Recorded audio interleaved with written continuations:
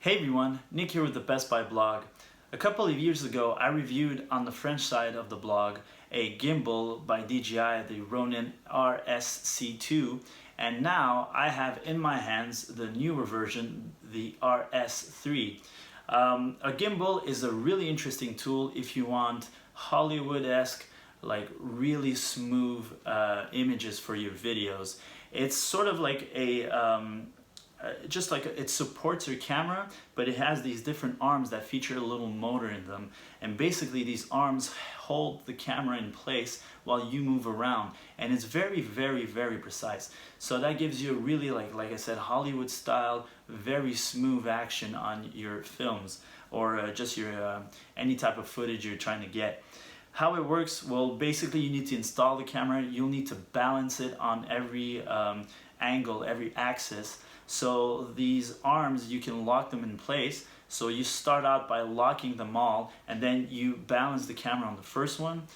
As soon as the camera is balanced at that point, you can unlock the next one, and then balance that part of the arms, and so on and so forth until you're finished. Once the camera is balanced that way, then you can calibrate. Basically, the calibration will be internal, and it's gonna do fine adjustments internally with digital and mechanical magic. And that's going to help with a very smooth image once you use the gimbal itself. To use it is really simple. Basically, the camera is going to float around, and then there's a little trigger you can hold to keep the camera in place. There's actually a joystick if you want to control it manually and move the camera around that way. And with the trigger, you can center the camera again. It's going to find center really easily like that.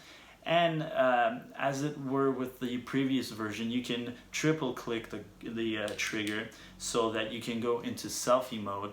And I think this is great for vloggers, people that work by themselves, producing content. This is going to help with the stability of the image, and it's going to give them a little edge in the vlogging world. And by the way, if you double click the trigger again, is going to go back to center right in front, so you can go from any point of view that you need.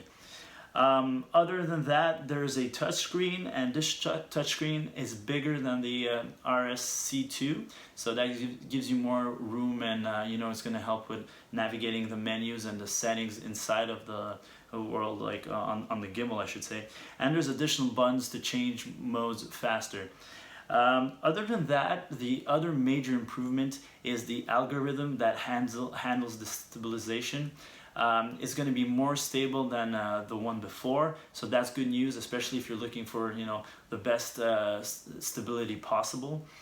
There's still the super smooth mode, and basically that's going to give you more torque in the motor, so the image is as stable as it can be, but the sacrifice here is battery life. Speaking of which, the battery life on this unit is, it's shorter than the one on the RS3, which is a bit of a drawback, but it's still 12 hours long according to DJI, which I think is, long enough for most shoots. Other than that, there's not much more improvement going on here.